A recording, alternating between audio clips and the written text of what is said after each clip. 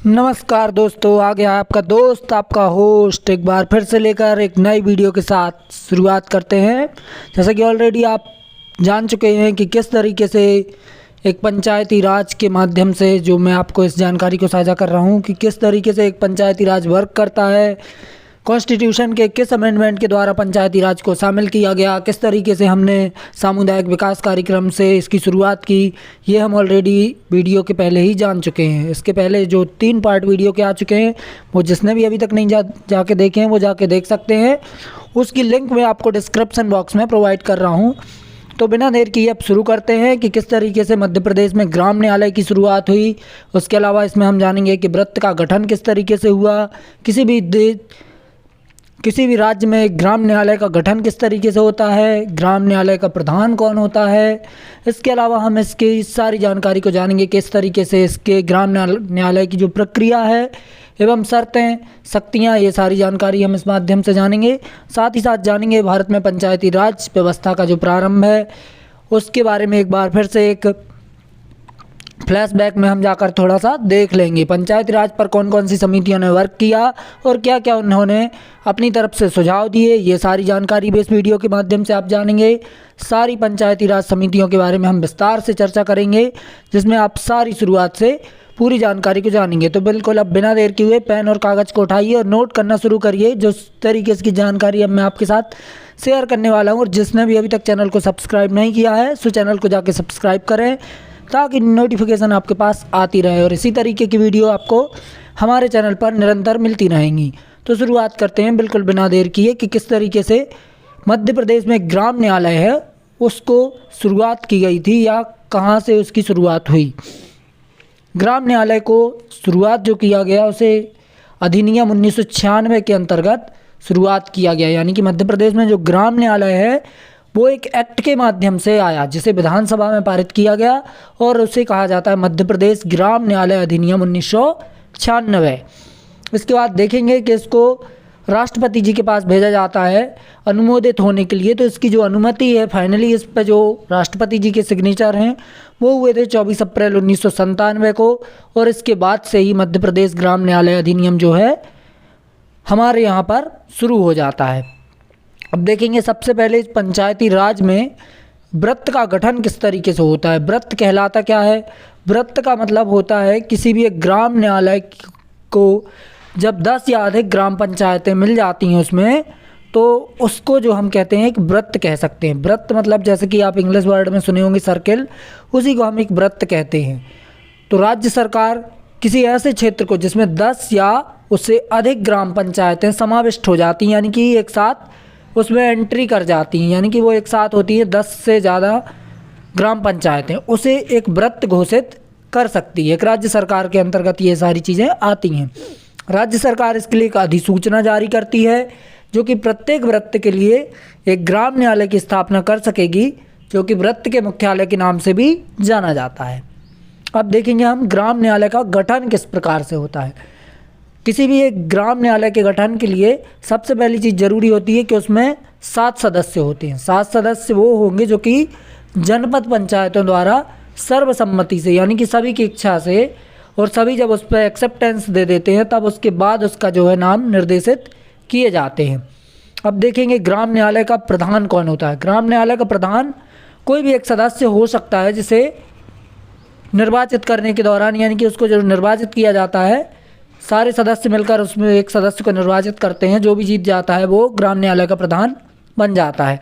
अब देखेंगे ग्राम न्यायालय का सचिव किसके अंतर्गत आता है। तो ग्राम न्यायालय का जो सचिव है वो एक विधि का जानकार, यानी जो कानून का जानकार व्यक्ति हो जो कि जनपद पंचायत की धारा 5 के अधीन सदस्य के रूप में नाम निर्देशित किया गया है, जिसे ग्राम न्यायालय का पदेन सचिव कहा जाता है।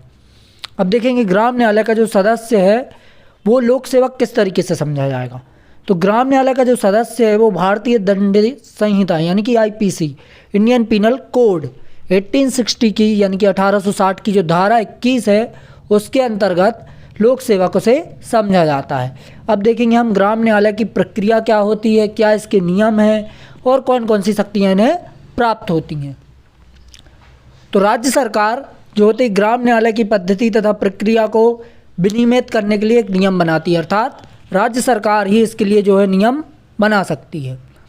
इसके अलावा ग्राम न्यायालय को जो अपने कार्य है उसको पालन करने के लिए किसी सिविल, राजस्व या आपराधिक मामले का विदेश विचरण करते समय इन बातों का ध्यान रखने की शक्ति होती है, यानी कि उसमें जो कुछ नियम होते हैं और इसी के अंतर्गत उसकी जो शक्तियाँ आती हैं उसमें प्रमुख शक्तियाँ हैं, जैसे कि साक्षियों को समन करना तथा हाजिर करना। जैसे कि किसी के ऊपर मामला चल रहा है तो उसको कोर्ट के सामने या फिर उस लोक सेवक के सामने हाजिर करना पड़ता है। जिस प्रकार से जज के सामने एक अपराधी पेश होता है उसी प्रकार से साक्षियों को समन करना तथा हाजिर करना, यानी कि जो एक पक्ष और दोनों पक्ष के जो लोग हैं उनको लोक सेवक के सामने आना होता है। इसके अलावा किसी दस्तावेज को पेश करने की अपेक्षा करना तथा किसी न्यायालय के कार्य में किसी लोक अभिलेख अध्यापेक्षा करना।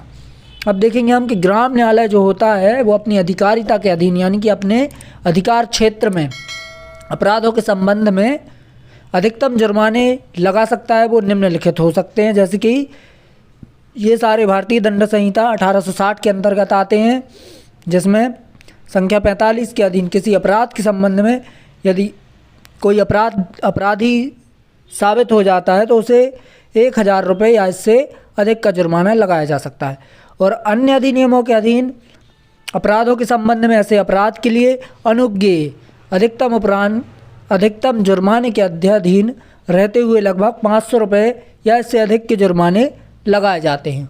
कोई भी जो ग्राम न्यायालय होता है उसे कारावास का दंड नहीं दे सकता है, चाहे वो मूल रूप हो या जुर्माने को ना प्राप्त करने की स्थिति में भी हो, बट वो उसको किसी भी तरीके से कारावास यानी कि जेल नहीं भेज सकता है। इसके लिए ऑलरेडी हमारे यहाँ पर जुडिशियरी व्यवस्था है जिसे हम न्यायालय कहते हैं, तो वो वहाँ पर जाकर कोर्ट में अपना केस दायर कर सकता है।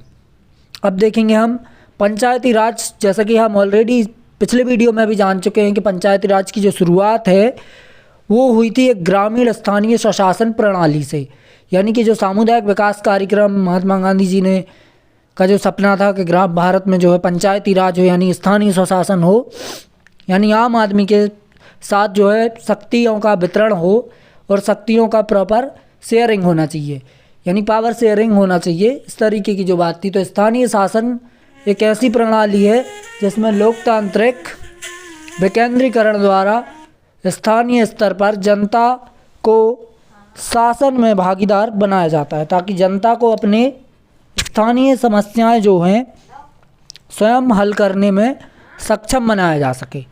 अब देखेंगे हम पंचायती राज व्यवस्था का जो प्रारंभ है उसके बारे में हम एक विस्तृत चर्चा ऑलरेडी कर चुके हैं, लेकिन हम इसको पुनः से एक बार जान लेते कि स्वतंत्रता प्राप्ति के बाद जब गांधी जी के ग्राम स्वराज की संकल्पना को साकार करने के उद्देश्य से पंचायती राज व्यवस्था पर विशेष बल दिया गया, जिसके लिए केंद्र में पंचायती राज एवं सामुदायिक विकास मंत्रालय की स्थापना की गई।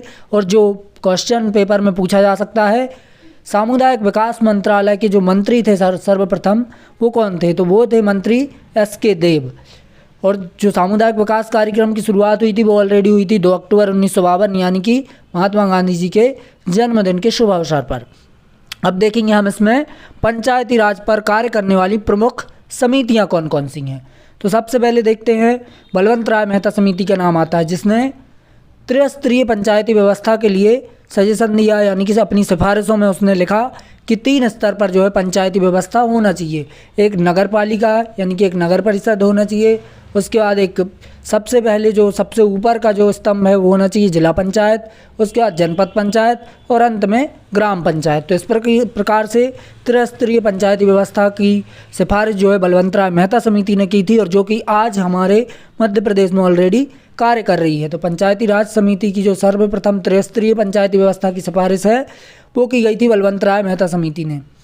इसके बाद आती है अशोक मेहता समिति जो कि 1977 में आती है। इसने 2 स्तरीय समिति के बारे में अपनी सिफारिश दी। उसके बाद देखते हैं तो GV राव समिति आती है जो कि 1985 यानी कि 1985 में आई, जिसने 4 स्तरीय पंचायती राज समिति के लिए कहा।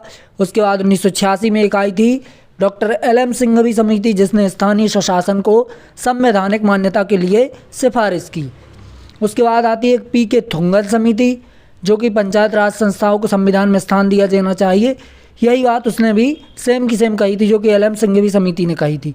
और इसके बाद होता है दोस्तों 73वां संविधान संशोधन।